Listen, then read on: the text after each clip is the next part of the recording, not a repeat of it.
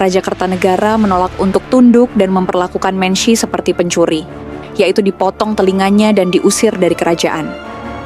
Hal inilah yang membuat Kubilai Khan marah dan mengirim ekspedisi ke Jawa untuk menghukum Raja Kertanegara.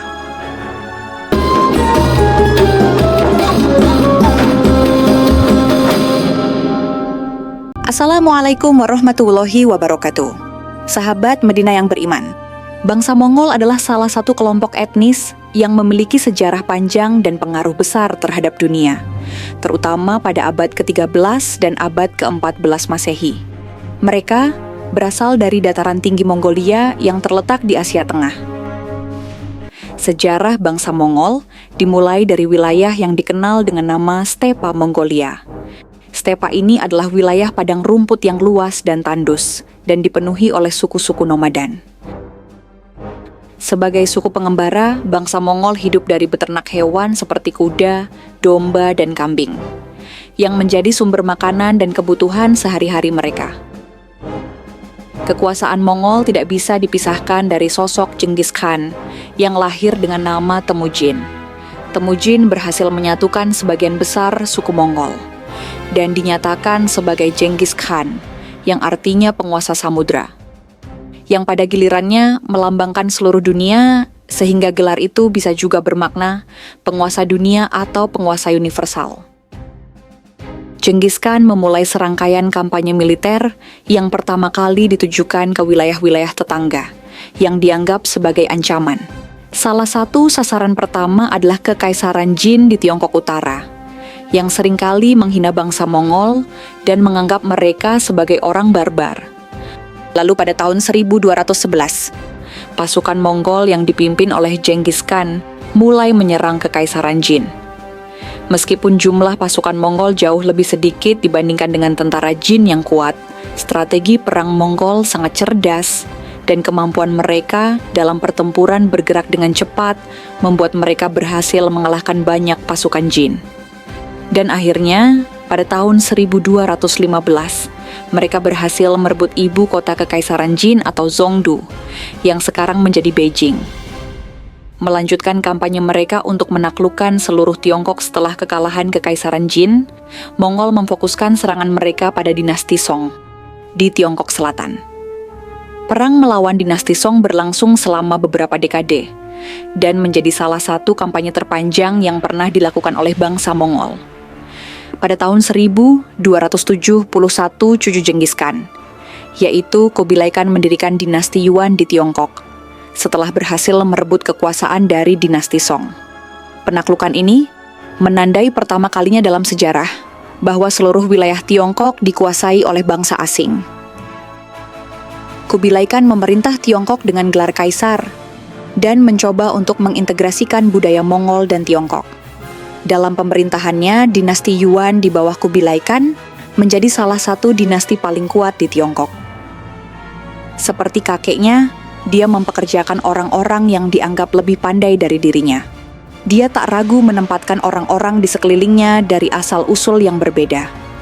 Pedagang Muslim misalnya, diangkat sebagai administrator keuangan. Dia juga mempekerjakan 66 orang Uighur. 21 diantaranya menjadi pejabat daerah yang menduduki distrik-distrik Cina. Sementara lainnya bertugas mengajar para pangeran keluarga kerajaan. Sejak mendirikan dinasti Yuan, Kubilai Khan mulai menebar kekuasaannya. Setelah menginvasi kerajaan Goryeo di Korea pada tahun 1260, akhirnya kerajaan Goryeo menjadi bawahan dinasti Yuan. Pasukan Korea pun ikut membantu ekspansi Mongol ke berbagai negara Asia, seperti Annam, Kamboja, dan Champa. Mereka memilih mengirim upeti dan mengaku tunduk pada Kubilai Khan. Kubilai Khan melakukan upaya perluasan wilayah dengan mengirim utusan ke berbagai negara. Utusan tersebut diperintah untuk meminta negara-negara yang dikunjunginya supaya tunduk di bawah kekuasaan Mongol dan membayar upeti. Jawa juga tak luput dari incaran Mongol. Menshi atau Mengki yang dikirim ke kerajaan Singosari tidak diterima dengan baik oleh Raja Kertanegara. Raja Kertanegara menolak untuk tunduk dan memperlakukan Menshi seperti pencuri, yaitu dipotong telinganya dan diusir dari kerajaan. Hal inilah yang membuat Kubilai Khan marah dan mengirim ekspedisi ke Jawa untuk menghukum Raja Kertanegara. Namun selain itu, Kubilai Khan juga memiliki maksud lain. Apabila Jawa berhasil ditaklukkan, maka negeri-negeri di sekitarnya juga akan tunduk, dan dinasti Yuan dapat menguasai jalur perdagangan Laut Asia. Dalam rangka serangan Mongol ke Jawa, Kubilai Khan menyiapkan sekitar 20.000 sampai 30.000 pasukan dan 1.000 kapal yang dilengkapi perbekalan untuk 1 tahun. Ekspedisi ini dipimpin oleh Ikmese, orang Uighur yang berpengalaman dalam pelayaran ke luar negeri, dan Gaoxing. Pasukan Mongol bertolak dari Quanzhou, Cina, menyusuri Champa hingga Sumatera, kemudian berlayar menuju Karimun Jawa dan berakhir di Tuban, dan mendirikan perkemahan di tepi Sungai Brantas. Di Tuban, mereka diduga sempat menjarah desa yang terletak di pesisir pantai.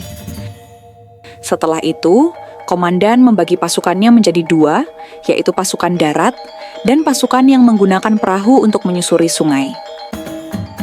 Ikemese mengirim 3 orang perwiranya ke Majapahit untuk menyampaikan pesan agar Raden Wijaya tunduk dan mengakui kekuasaan Kubilai Khan. Perlu diketahui, sebelum pasukan Mongol tiba di Jawa, ternyata Raja Kertanegara telah terbunuh akibat pemberontakan Adipati Kediri bernama Jayakatwang. Peristiwa itu membuat takhta kerajaan Singosari menjadi kosong dan diambil alih oleh Jayakatwang. Selain memindahkan kekuasaannya ke Kediri, Jayakatwang juga mengasingkan keluarga Kertanegara ke Madura, termasuk menantunya yang bernama Raden Wijaya. Kemudian Raden Wijaya mendirikan perkampungan kerajaan Majapahit. Raden Wijaya yang tidak terima dengan perlakuan Jayakatwang, beliau segera menyusun strategi untuk menggulingkannya. Dengan kecerdikannya, Raden Wijaya mengajak pasukan Mongol yang hendak menghukum Kertanegara untuk bergabung bersamanya menyerang Jayakatwang. Apabila serangan mereka berhasil, Raden Wijaya berjanji akan tunduk dan menghadiahi 2 orang putri untuk dinasti Yuan. Permintaan itu disetujui oleh pasukan Mongol, dan mereka pun bersatu untuk menyerang Jayakatwang. Pada 19 Maret 1293, gabungan pasukan Raden Wijaya dan Mongol bertemu di Daha. Konon Daha dulunya pernah menjadi pusat pemerintahan Majapahit. Sekarang diperkirakan di wilayah Kediri, Jawa Timur. Mereka kemudian menyerang pasukan Kediri dan dengan cepat berhasil membakar istana Jayakatwang. Jayakatwang yang telah mundur ke bentengnya, kemudian dikepung dan didesak supaya menyerah. Setelah mengalahkan Jayakatwang, Raden Wijaya meminta izin kepada pasukan Mongol untuk kembali ke Majapahit. Raden Wijaya mengaku akan mengambil upeti dan minta dikawal oleh pasukan Mongol. Dalam perjalanan kembali ke Majapahit, Raden Wijaya segera menghabisi 200 pasukan Mongol yang mengawalnya. Setelah itu, ia balik menyerang pasukan Mongol yang tengah berpesta merayakan kemenangan atas Jayakatwang. Dalam serangan mendadak itu, Raden Wijaya berhasil membunuh banyak pasukan Mongol, sementara sisanya segera melarikan diri ke kapal. Pada akhirnya, pasukan Mongol memilih untuk berlayar meninggalkan tanah Jawa. Selain mengalami kekalahan, pasukan Mongol juga kehilangan banyak pasukannya dalam pertempuran di Jawa. Diperkirakan sekitar 60% pasukan Mongol terbunuh, sementara sebagian lainnya menjadi tawanan. Kekalahan ini membuat Kubilai Khan murka, dan Ikemese harus menerima hukuman. Lain halnya dengan Gaoxing, yang justru dihadiahi emas karena dianggap telah melindungi pasukan dari kehancuran total. Setelah serangan Mongol ke Jawa pada 1293, Kubilai Khan sebenarnya merencanakan invasi lain.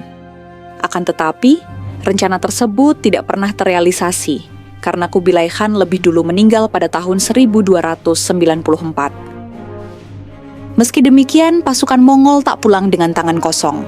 Mereka membawa lebih dari 100 tawanan, peta, daftar penduduk, surat bertulis Bali, dan barang lainnya yang diperkirakan senilai 500.000 tel perak. Apabila dikonversi ke nilai sekarang, perlu diketahui, 1 tael sekitar 4 gram perak. Harga perak sekitar 16.000 per gram. Jadi satu tael perak sekitar 64.000. Berarti 500.000 tael perak diperkirakan 32 miliar rupiah.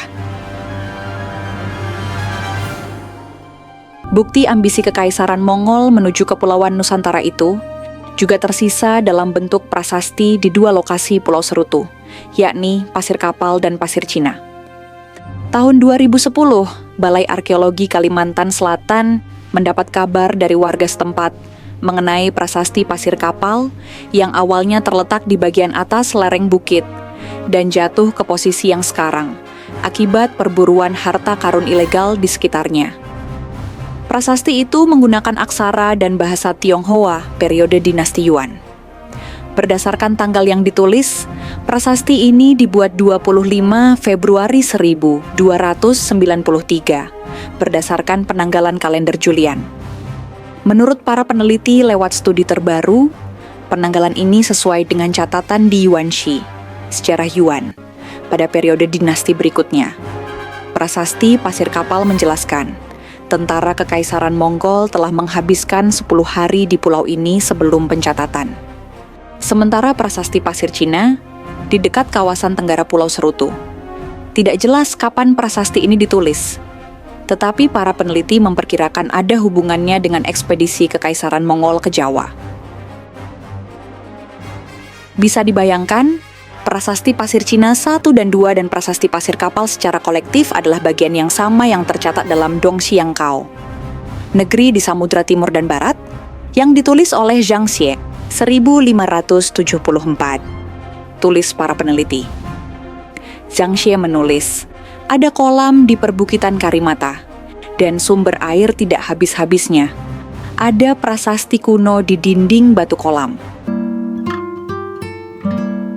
Salah satu keuntungan serangan besar Mongol ini bagi kerajaan Jawa, terjadinya peralihan teknologi dalam berperang, yaitu mulai dikenalnya senjata mesiu seperti meriam, yang berikutnya dipakai oleh Majapahit untuk berperang. Demikianlah kisah kekalahan bangsa Mongol di tanah Jawa. Semoga kisah ini dapat bermanfaat bagi kita semuanya. Allahu a'lam bishawab.